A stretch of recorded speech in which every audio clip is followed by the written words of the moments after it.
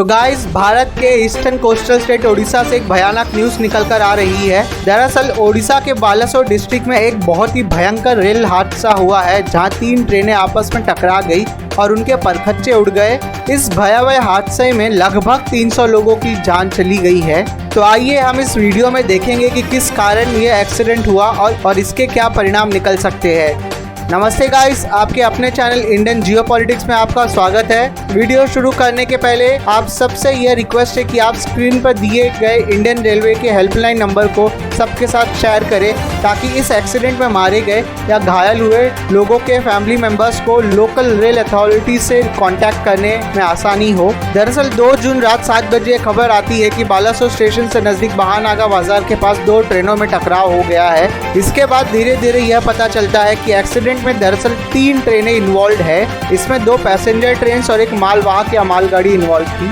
Passenger train के नाम 12864 SM Bengaluru Howrah superfast express और 12841 कोरोमंडल एक्सप्रेस है। अब तक मिले प्रिलिमिनरी इंस्पेक्शन के हिसाब से गलत सिग्नल देने की वजह से ये एक्सीडेंट हुआ है। आपको सिंपल तरीके से समझाने के लिए हम इस एनिमेशन का यूज करेंगे। दरअसल हुआ ये कि बहाना बाजार स्टेशन पर एक मालगाड़ी खड़ी थी, जिसके कुछ पहिए पटरी से डीरेल हो गए थे।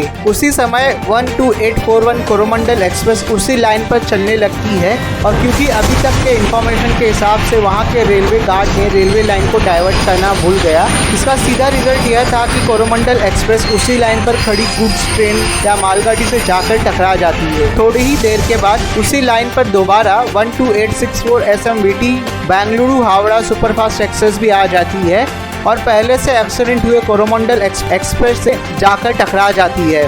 सो बेसिकली एक ही लाइन पर 3 ट्रेनें एक दूसरे से टकरा जाती है। बट हम फिर कहेंगे कि एक्चुअल रीज़न के लिए हम सबको थोड़ा वेट करना होगा, क्योंकि जब तक डिटेल इंस्पेक्शन नहीं हो जाता तब तक कुछ भी कंफर्मेशन के साथ कहना सही नहीं होगा। एक्सीडेंट होने का एक और कारण घना अंधेरा था, क्योंकि दिन में एक बार ट्रेन कुछ दूरी से ही एक दूसरे को देख लेती है और ब्रेक लगा लेती है, बट इस केस में रात हो चुकी थी और विजिबिलिटी भी ना के बराबर थी। इंसिडेंट के साइट पर इंडियन रेलवे मिनिस्टर अश्विनी वैष्णव तुरंत इंस्पेक्शन के लिए पहुंच गए हैं। अब आप सबके मन में यह सवाल होगा कि इंडिया ने 2022 में ही या 1 साल पहले ही indigenously built train collision avoidance system Kavach automatic train protection system का ट्रायल किया था, तो फिर ये एक्सीडेंट हुआ कैसे? तो पहले कवच ऑटोमेटिक ट्रेन प्रोटेक्शन सिस्टम काम कैसे करता है वो जान लेते हैं।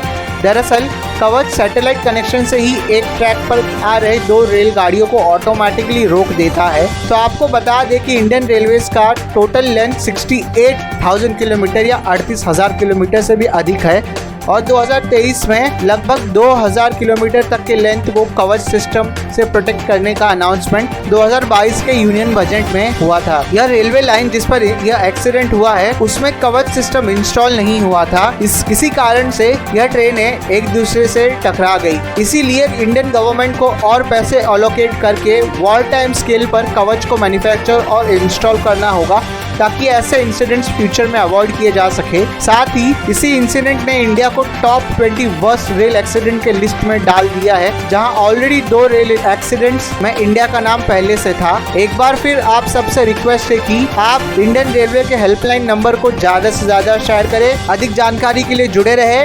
आपके अपने चैनल इंडियन जियोपॉलिटिक्स को लाइक, सब्सक्राइब, शेयर करना ना भूलें। जय हिंद।